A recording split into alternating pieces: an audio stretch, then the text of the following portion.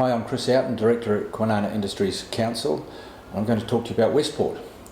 We're very enthusiastic about the Westport process, which is the state government's approach to getting the location of the port infrastructure in Western Australia, predominantly Fremantle and Kwinana, sorted out once and for all. The planning for the new port in Kwinana has been on and off for probably 25 years now, and what Westport have done over the last 2 and a bit years is to work out what is going to be the recommended configuration if the freight task is to move from Fremantle, where it should be located, if indeed it is to move from Fremantle.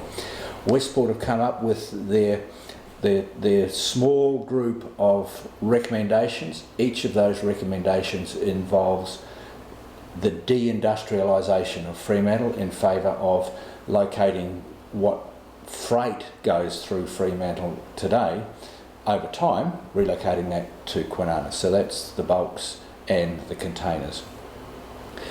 Kwinana Industries Council's preferred location in Cockburn Sound has been from day one the land-backed model.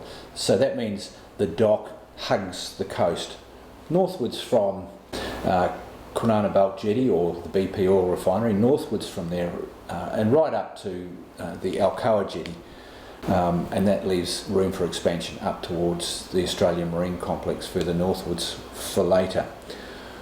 We spoke quite loudly in objection to island options for Cockburn Sound. Islands further out in the Sound will be built on seagrass, and that's not good. Where the land-backed option is along the coast, there is no seagrass, so it makes a lot of sense to limit the environmental impact on Cockburn Sound by doing a land-backed option. Part of the land-backed option in that location links it enables a link with the Ankertel Road freight route. So that will become a major freight route from dockside right eastwards to where Ankertel Road intersects with Tonkin Highway, and then it will run northwards up to Kewdale or southwards down through Australind. So that would be a major freight route. It would have high wide load capacity. All intersections would be grade separated, and road trains of course would be able to use that, and all of that would be able to get down onto the dock for very efficient movement of freight. And of course railway, there would be railway sidings and so forth on the dock itself as well. So all of that happening points to a much more efficient trade task compared with the Fremantle current model. In an Australian sense, the Fremantle model is very competitive, but in an international sense, it's far better to relocate the freight task to where the freight can be moved efficiently. So let's have a look at where this proposed new port would sit along the industrial coast. If we look up here, this is the Kwinana industrial area as it is today. The Australian Marine Complex, which is there, the industrial core, which is here, and the Rockingham Industry Zone, which is just a little bit south of here.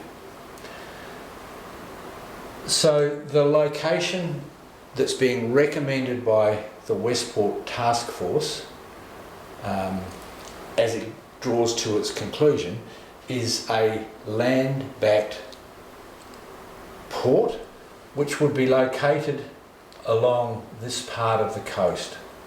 Now, this is the BP jetty, it's a private jetty, James Point. This jetty here is the Kwinana Bulk Terminal, which is run by the Fremantle Port Authority, and this jetty here is the old KBB 1, which is the BHP jetty, and it's in a derelict condition and will probably be demolished. So behind KBT, Kwinana Bulk Terminal, is a very large land-backed area, and that's suitable for storage of those bulks for export or when they've been imported. That would be improved under the Westport process. Instead of just being one jetty with a relatively shallow draft, there could be substantial improvements to that to be multiple jetties. Then the land-backed new container and bulks or break bulks infrastructure would run from KB, the old derelict jetty, all the way up the coast, past the Water Corporation, past Synergy, past Alcoa, right up to the Alcoa jetty. So that's another private jetty, and that's where they export their alumina from. So it might extend as far out as this jetty, the old jetty. It might extend that far. It might be further, but the channel's out here. There's no seagrass along that embayment at all on the east side of the channel. The trucks using the port, road trains and rail would come down from Ankertel Road through this part of the industrial area, and there is a corridor there onto the port, and they would use that for direct loading and unloading, marshalling and so forth. So that's a quick explanation of where the new land-backed port would be going should that be approved.